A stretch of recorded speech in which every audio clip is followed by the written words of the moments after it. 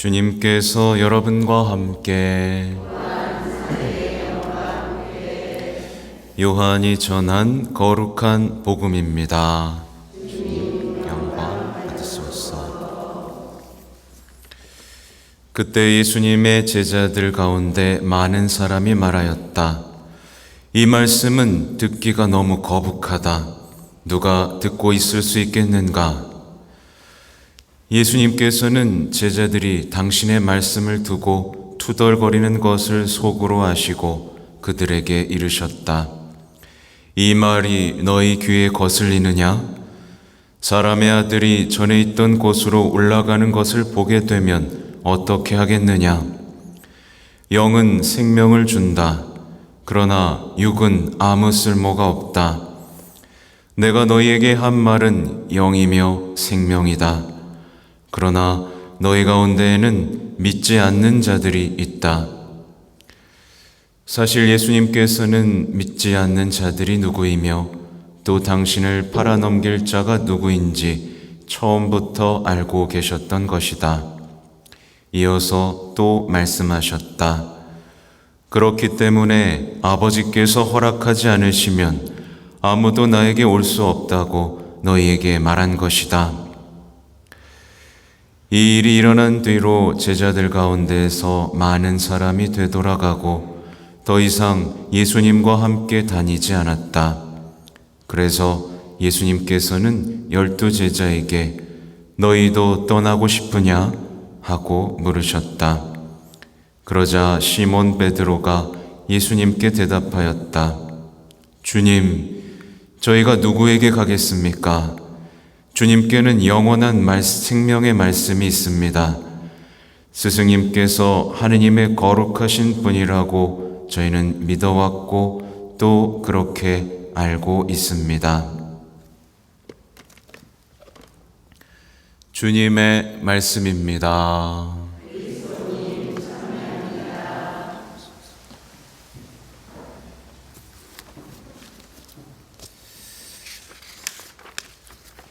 참 예수님,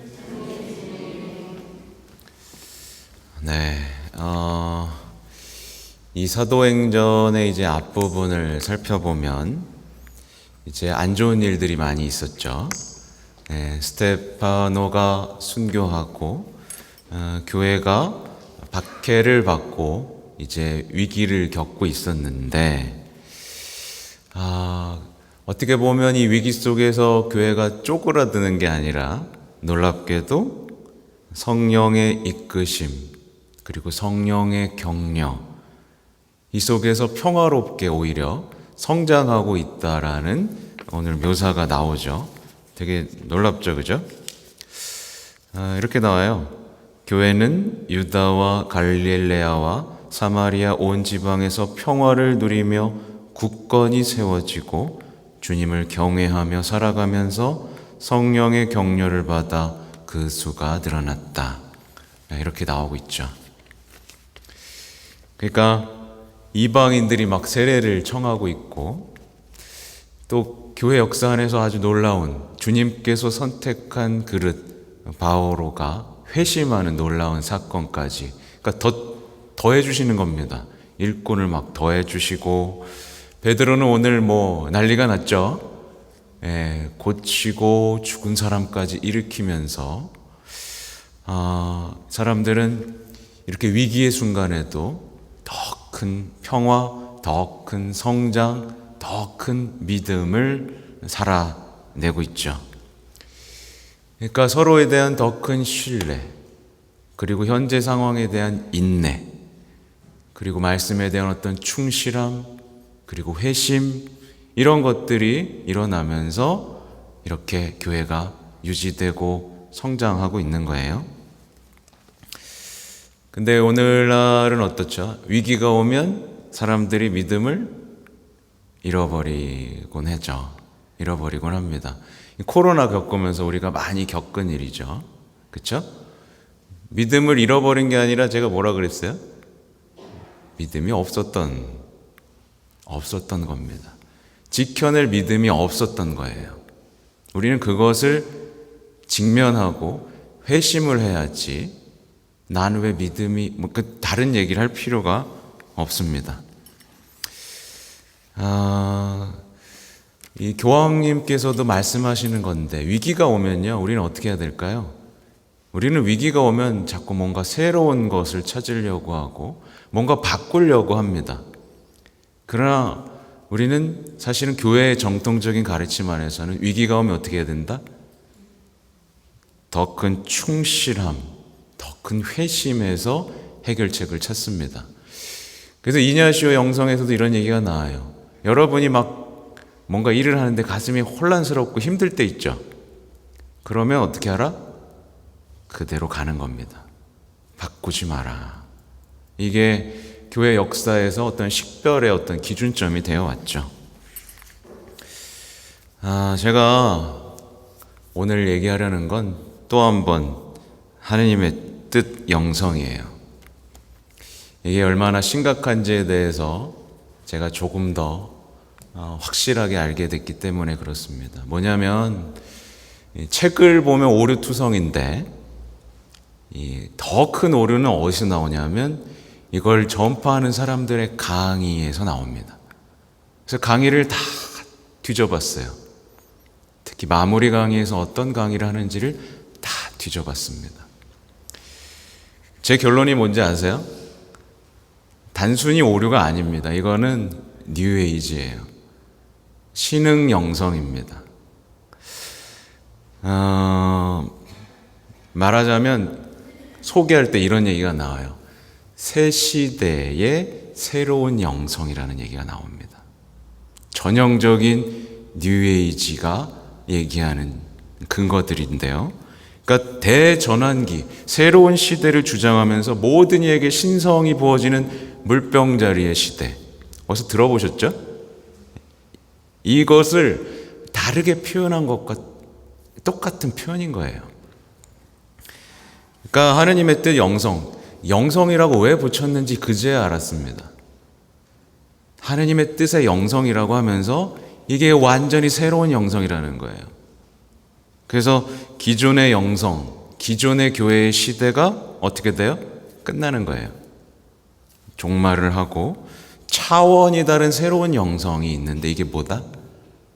하느님 뜻의 영성인 거예요. 그러면서 강의를 보면 기존의 강의는 이랬었는데, 기존의 영성은 이랬었는데 이 영성은 이렇다. 기존의 영성은 이랬었는데 우리 영성은 이렇다. 계속 비교를 합니다.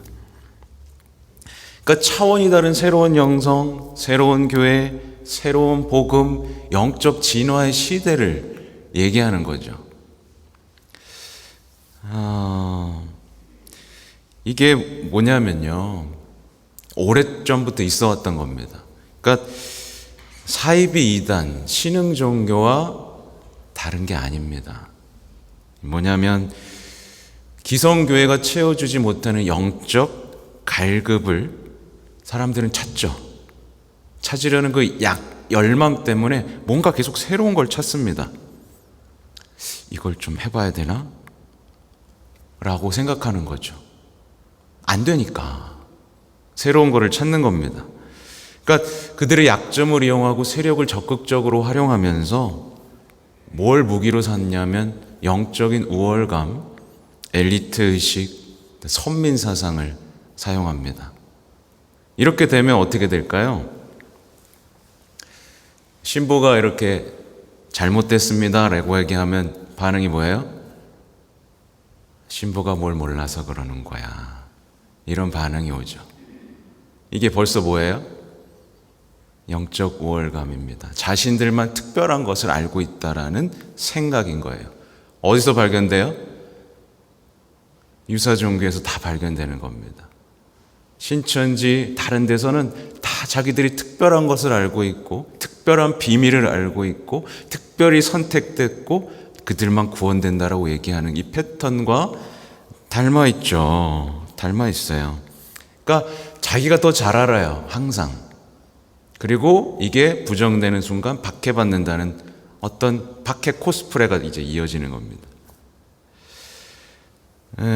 그리고 이제 특징이 계속 이걸 선포하라 그럽니다. 복음을 선포하는 게 아니라 이 하느님의 뜻의 영성을 선포하라 그래요. 그 책 선물을 무지하게 많이 하는 것 같아요. 복음을 선포해야지 왜 영성을 선포합니까? 그죠? 그래서 제가 강의를 이렇게 보면 뭐냐면 하느님의 말씀과 영성사의 이름을 제멋대로 뜯어서 끼워 맞추기 시작합니다. 그러니까 새 시대가 오고 그러니까 새로운 영성이 주어질 것이라는 스토리예요. 그러니까 이게 누구예요? 결국 루이사 피카레타를 통해서 새로운 시대, 새로운 영성의 시대가 올 것이다. 이 얘기인 겁니다. 이게 또 뭐랑 비슷해요?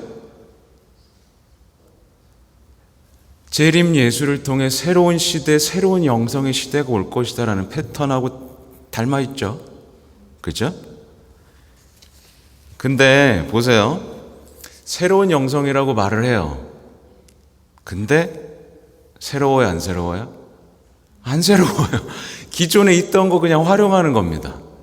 묵주기도 활용하고 십자가의 길 활용하고 순환 묵상, 새로운 게 하나도 없어요.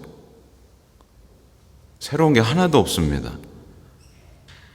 근데 새롭다고 합니다. 그러면서 계속해서 주장하는 건 기존의 영성은 아무리 해봐야 안 됐는데 이거 하면 완벽해진다는 거예요. 네. 이게 얼마나 심각한 건지 아시겠죠? 이거를 열심히 하다 보면 어떻게 되냐.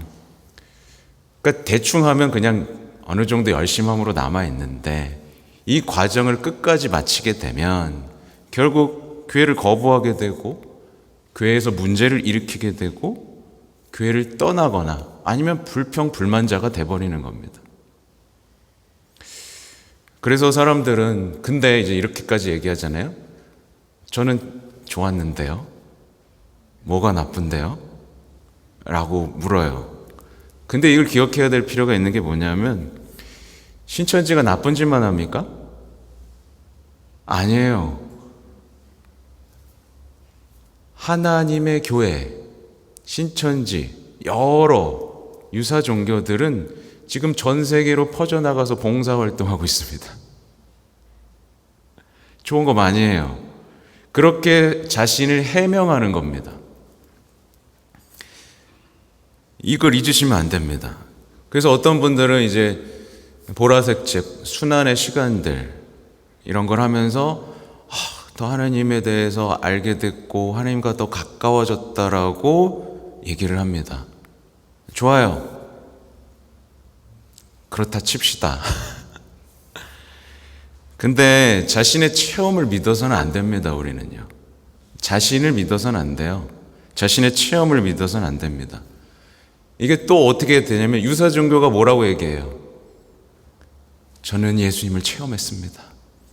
저는 예수님께 선택받았습니다. 저는 새로운 인생을 살게 되었습니다. 라고 얘기해요, 안 해요? 하죠? 뭐가 달라요?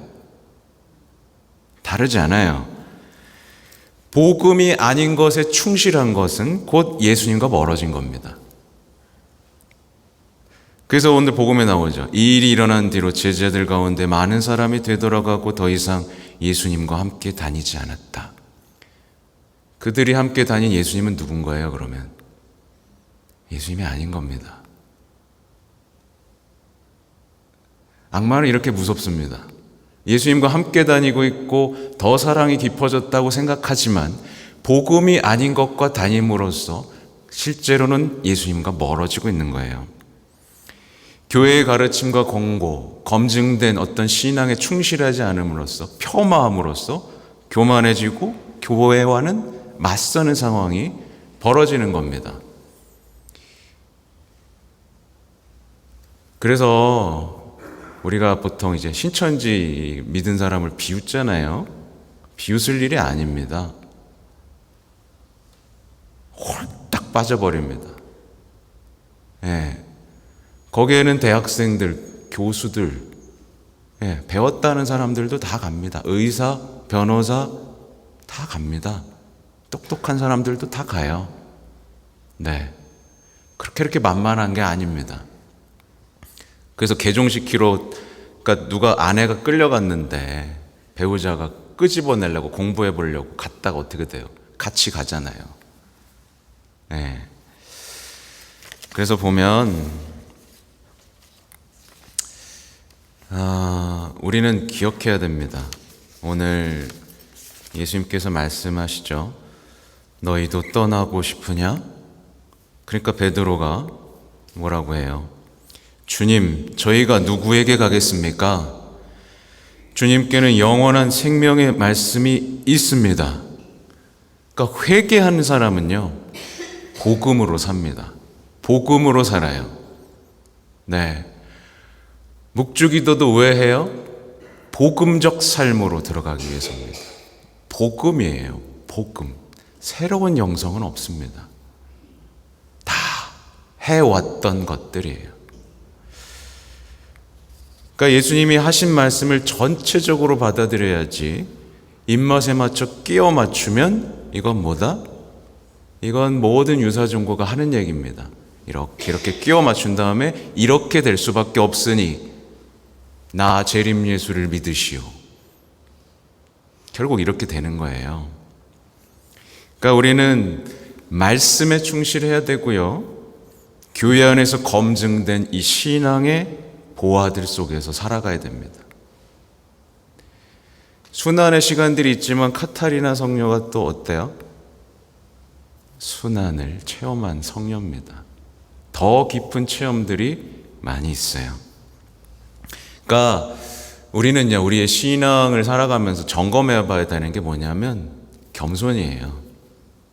겸손입니다. 내가 저 사람, 난 좀 특별하지. 내가 더 많은 걸 알고 있어. 쟤네들은 몰라.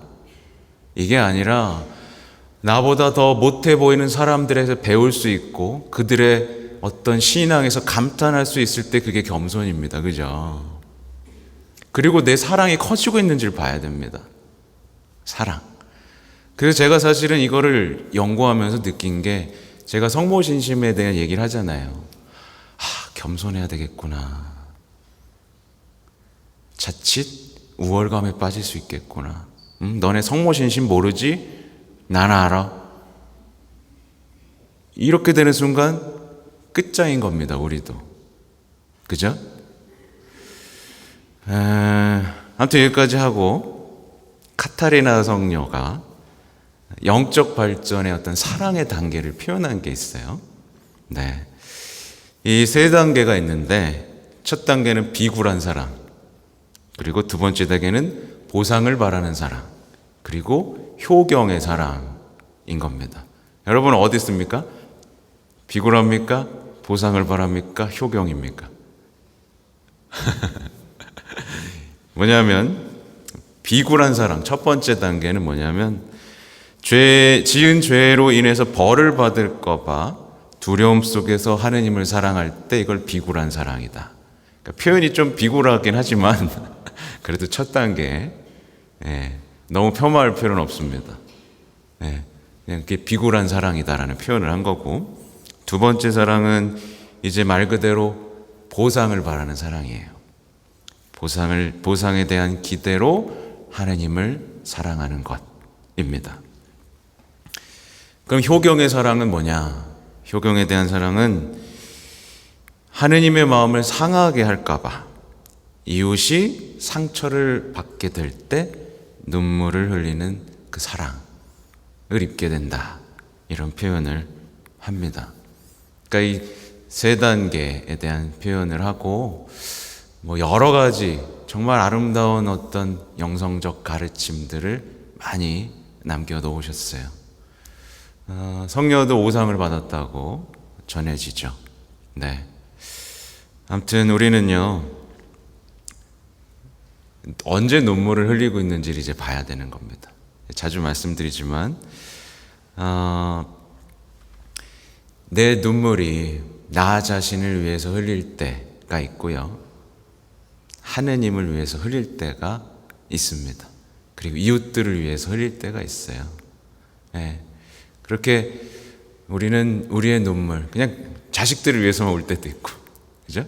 우리가 우리의 눈물이 어디서 샘솟고 있는지를 본다면 우리의 사랑이 얼마나 바르게 올바른 방향으로 자라나고 성장하고 있는지 알 수 있겠죠. 그리고 마지막으로 드리고 싶은 얘기는 카타리나 성녀가 기도에 대한 얘기를 했어요. 그러니까 기도는 말을 많이 하는 게 중요하지 않다라는 얘기죠. 말을 많이 하는 게 중요하지 않다. 기도는 왜 하죠, 여러분? 사랑이 깊어지기 위해서 합니다. 사랑이 깊어지기 위해서 대화하는 겁니다. 대화. 누군가 걸 계속 따라하는 게 아니라 대화하는 겁니다. 내 내면의 아픔, 슬픔, 어려움, 의탁함, 비천함 이런 것들을 나누면서 사랑으로 사랑을 그래서 그 사랑이 우리에게 주어지면 우리 모든 것을 변화시키는 것이죠. 그러니까 새로운 시대, 새로운 영성이 아니라 예수님께서는 이미 옛것을 새 것으로 우리를 새로운 피조물로 만들어 주시겠다고 약속하셨어요. 너무 새로운 걸 찾지 마시고 아셨죠? 새로운 게 아니라 우리 교회 안에 풍성한 영적 자산들 안에서 머무시는 여러분이 되시기 바랍니다. 아멘.